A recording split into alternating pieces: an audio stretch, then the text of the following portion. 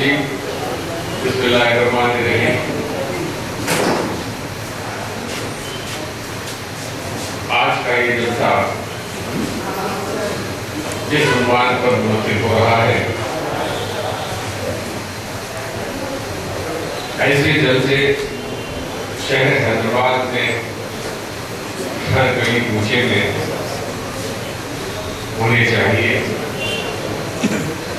کیونکہ یہ ایک ایسے موقع پر ہم نے احتجاجی جلسوں کو شروع کیا ہے اور اس مظلوم کے اوپر لعنت بھیجنے کے لیے جس نے حضور اکرم صلی اللہ علیہ وسلم کے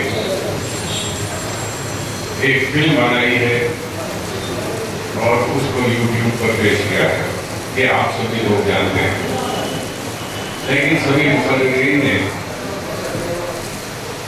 حضور کی شان میں اپنے اپنے طریقے پر اپنی تحریر میں اس کا ذکر کیا، لیکن جو احتجاج کی بات ہوئی ہے، ہم کو سب سے پہلے اس طرح کا احتجاج کرنا چاہیے کہ ہم حیدرآباد کے چوٹی کے وکلا کو جمع کر کے انٹرنیشنل کورٹ آف جسٹس میں اس کیس کو پیش کرنا چاہیے، اور میں یہ ذمہ داری لینے کے لیے تیار ہوں، چاہے اس میں کتنا بھی سرمایہ لگ جائے، ہم انٹرنیشنل کورٹ میں رجوع ہو کر اس کیس کو پیش کریں گے تاکہ کوئی قوم کے مسلمانوں نے کبھی ان کی شخصیات، ان کے پیغمبروں کی توہین نہیں کی۔ وہ سب ہمارے پیغمبر بھی ہیں، لیکن اس کے باوجود صرف سرکار دو عالم صلی اللہ علیہ وسلم پر یہ تہمتیں، یہ انتصار جو لوگ فلموں کے ذریعے، کارٹونوں کے ذریعے ہوتے آ رہا ہے، وہ کیوں ہو رہا ہے؟ اس کی وجوہات کو جاننے کی سب ضرورت ہے۔ دنیا میں 1/3 حصہ زمین کا، 1/3 حصہ آسمانوں کا اور 1/3 حصہ مسلمانوں کا، سمندروں کا مسلمانوں کے ہاتھ میں۔ سارے عالم میں آج پیٹرول اگر مسلمان بند کر دے تو امریکہ کے ساتھ یورپ، جاپان، ہر ملک آج کسی طرح کے قدم آگے بڑھانے کے قابل نہیں ہے، لیکن ہمارے بٹوارے کی وجہ سے، ہمارے اختلافات کی وجہ سے یہ یہود و نصارہ اس بات کی کوشش میں ہے کہ ان میں اور بھی انتشار پیدا ہو تاکہ یہ قوم انتشار کا شکار ہو کر ہمارے مقابلے میں نہ آ سکے، اور یہی وجہ ہے کہ یہ سازش اب سے نہیں 1400 برس سے چلتے آ رہی ہے کہ کبھی نہ کبھی کسی نہ کسی طرح کہیں سرکار کے خلاف کوئی بات ہو جائے، کہیں قرآن کو جلایا جائے، کہیں مسجدوں پر حملہ کیا جائے، لیکن ہم نے متحدہ طور پر کبھی بھی اس کا مقابلہ کرنے کے لیے تیار ہے۔ آج یہ قوم اس لیے پریشان ہے کہ آئندہ چند سالوں میں شاید 40-50 سال کے عرصے میں مسلمان آبادی کے لحاظ سے دنیا کی سب سے بڑی آبادی بن جائے، کہ ڈر اور خوف ہے ہم میں کہ مسلمان دنیا کی سب سے بڑی آبادی بن جائیں گے بہت جلد۔ ابھی تو کرسچنز کی آبادی ہے، لیکن ان کو پروٹسٹنٹس اور کیتھولکس میں ڈیوائیڈ کیا جائے تو شاید ہم دنیا کی آج کی سب سے بڑی آبادی ہے۔ اس خوف کے تحت چاہے وہ امریکہ ہو، چاہے یورپ ہو، چاہے جاپان ہو، سبھی اس خوف میں مبتلا ہے کہ دنیا کی سب سے بڑی آبادی بن جائے گی تو ہمارا کیا ہوگا۔ لیکن مجھے ڈر یہ ہے کہ مسلمان معاشی اعتبار سے کمزور رہ کر، سماجی اعتبار سے کمزور ہو کر اور سیاسی اعتبار سے کمزور ہو کر، تعلیمی اعتبار سے کمزور ہو کر کس طرح ان کا مقابلہ کر سکتے ہیں۔ اس لیے ہم یہ چاہ رہے ہیں کہ ان کے مقابلے کے لیے سب سے پہلے ہم کو تعلیم کی ضرورت ہے، اور تعلیم حاصل کرنے کے بعد ہی ہم ہر میدان میں آگے بڑھ سکتے ہیں۔ آج کچھ حالات مسلمانوں کے ٹھیک ہوئے ہیں، معاشی اعتبار سے بھی مسلمان آج تھوڑا بہت قدم آگے بڑھائی ہے،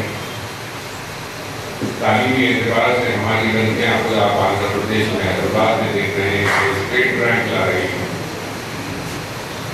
اس خوف کے ذریعے کہ کہیں مسلمان تعلیم کی یافتہ نہ ہو جائے، کہیں مسلمان معاشی طور پر آگے نہ بڑھ جائیں، اس خوف کے تحت یہ مغربی ممالک میں یہ تحریک چل رہی ہے کہ مسلمانوں میں کس طرح اختلافات پیدا کیے جائیں، کس طرح، اور مسلمان کن باتوں سے احتجاج کی طرف راغب ہوتا ہے، اور احتجاج کرنے کے بعد جب وہ اپنی خود معیشت، آپ دیکھ رہے ہیں کہ پاکستان میں جس طرح کا واقعہ ہوا، 25 مسلمان شہید ہو گئے، یعنی ہم اپنے اکاؤنٹ سے ان 25 مسلمانوں کو نکال لینا پڑے گا۔ جو املاک جلی ہیں، تباہ کی گئی ہیں، کس کی؟ کیا امریکہ میں کی گئی؟ جی نہیں، یہ پاکستان کی سرزمین پر جو واقعہ ہوا ہے اس میں مسلمانوں کی جائیداد کو نقصان پہنچا ہے۔ اسی لیے ہم کو اپنے طریقے بدلنا چاہیے۔ احتجاج کریں گے، سڑکوں پہ جائیں گے، کون مان کھائے گا؟ مسلمان ہی بات ہے۔ ہم کو یہ دیکھنا ہے کہ ہم قانونی طور پر اور انٹرنیشنل دباؤ کے تحت کس طرح ان کا مقابلہ کر سکتے ہیں۔ ابھی بات اس اسٹیج سے چل رہی تھی کہ امریکہ کے سامان، امریکہ کا سامان نہ خرید کر ہم امریکہ کی معیشت کو تباہ کر سکتے ہیں۔ میں جب بھی امریکہ جاتا ہوں تو دیکھتا ہوں کہ امریکہ کی معیشت پوری تباہ ہو چکی ہے۔ ہر دکان میں، ہر مال میں جو سامان ملتا ہے یا تو چائنا کا ہوتا ہے یا جاپان کا۔ امریکہ کی سڑکوں پر چلنے والی 90% گاڑیاں جاپان کی بنی ہوتی ہیں، اور جتنے بڑے بڑے ملٹی نیشنل کمپنیز آج امریکہ میں گھوم رہے ہیں سب کے سب جاپان کی طرف سے ہوتے ہیں۔ ہم کو یہ دیکھنا ہے کہ اس کی معیشت کو تباہ ہو رہی ہے۔ پھر ہم کو یہ احتجاج آج آپ دیکھ رہے ہیں کہ جس طرح امریکہ کا ٹریڈ آج ہندوستان میں ہو رہا ہے، وہ خود امریکہ میں ٹریڈ نہیں ہو رہا لیکن ہندوستان میں اس ٹریڈ کو آگے بڑھانے کی کوشش کر رہے ہیں۔ کون سا مال آج بازار میں دیکھیں گے آپ کو کوئی مال امریکہ کا دستیاب نہیں ہوگا، یا چائنا کا ہوگا یا جاپان کا ہوگا، لیکن اس کی تجارت کرنے والے امریکہ سے۔ ابھی آپ دیکھیں گے کہ کچھ دنوں کے اندر حیدرآباد میں والمارٹ جو ہے دنیا میں امریکہ کی سب سے بڑی چین ہے، جہاں پر روزانہ لاکھوں ڈالر کا کاروبار ہوتا ہے، اور وہاں پر سوئی سے لے کر موٹر کار تک دستیاب ہوگی۔ تو اتنے بڑے کاروبار کو ہندوستان لانے کی کیا ضرورت؟ ٹھیک ہے، کھل رہی ہے، انرجی روڈ پر اس کا چند روز میں آغاز ہونے والا ہے، آپ وہاں جانے سے فائدہ ایک مخالف صاحب نے کہا کہ امریکن ایئر لائن سے سفر کرنا بند کر دیجیے. حیدرآباد سے کوئی سروس امریکن ایئر لائن کی ہے نہیں جو آپ سفر کریں گے. یہاں سے آپ کو خود ہماری گلف کی ایئر لائنس کی تیاری جاتی ہے. قطر ایئر لائن جاتی ہے یہاں سے, اور دوسری ایئر لائن جو سعودی عرب سے سعودی ایئر لائن جاتی ہے. تو یہ ساری چیزیں ایسی ہیں کہ اس پہ ہم کو بحث کر کے اس مسئلے کو اور بھی پیچیدہ بنانے کی ضرورت نہیں ہے. ہم کو یہ سوچنا چاہیے کہ ہم کس طرح قانونی اعتبار سے اس کا مقابلہ کر سکتے ہیں. اور انہوں نے جو چیز سوچی ہے کہ ان کے دماغ کی جو ابتدا ہے وہ یہ ہے کہ یہ دیکھیں کہ مسلمان کس بات پر سب سے زیادہ خفا ہوتا ہے. اور مسلمان خفا ہوتا ہے اس کی قرآن سے. اگر قرآن کے ساتھ کوئی غلط بات ہوتی ہے یا اس کے رسول کے ساتھ, یہ دو چیز کی اتنی اہمیت ہے مسلمان کے لیے. اور خاص طور سے میں یہ کہتا ہوں کہ عشق رسول, عاشقان رسول کی اگر سینسس کیا جائے تو حیدرآباد پہلے نمبر پر. اس لیے کہ ہم دیکھ رہے ہیں 12 ربیع الاول کے دن جس قسم کے ہنگامے ہو رہے ہیں. آخر آج مسلمانوں کو کیا ہو گیا کہ اپنے پیارے رسول کے ساتھ اس قسم کی حرکت ہوتی ہے اور ہم اپنے گھروں میں کام کرتے ہیں. ایسا ہونا چاہیے تھا کہ آپس میں بیٹھ کر اس بات کی کوشش کریں کہ ہم کس طرح اس کا مقابلہ کرتے ہیں. ویسے سڑکوں پر آنے کی ہم کو ضرورت نہیں ہے. ہمارے ساتھ اللہ, ہمارے ساتھ ہے اللہ, اور ہمارے ساتھ اس کا رسول بھی ہمارے ساتھ. ہم کو کسی اور چیز کی فکر نہیں ہے. ہم چاہیں تو ایسے جلسے منعقد کریں گے اور ان جلسوں میں ہم عوام کو اس بات کا یقین دلائیں گے کہ ہم حیدرآباد میں رہ کر بھی اس بدتمیز شخص کے ساتھ اس طرح کا عمل کریں. تلوار نکالنے کی بات بھی ہوئی ہے یہاں پہ. تلوار کا زمانہ چلے گا, گزر چکا. اب تلوار کا زمانہ ہے اور اللہ تعالیٰ نے طاقت مجھے دی ہے کہ میں نے تلوار چلا رہا ہوں. اس لیے کہ کسی شاعر نے یہ کہا ہے کہ تیر نکالو نہ تلوار نکالو, جب تو حاصل ہو تو اخبار نکالو.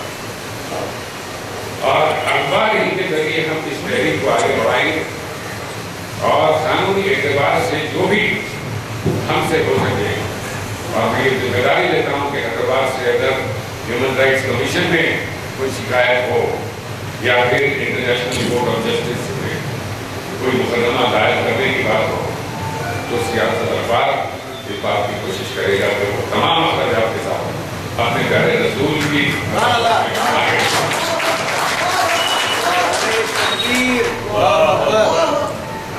میں عثمان الحاجی کو اور یوسف صاحب کو مبارکباد دیتا ہوں کہ انہوں نے شہر کے اس حصے میں جہاں پر عاشقان رسول کی بڑی تعداد ہے یہ جلسے کو منعقد کیا ہے.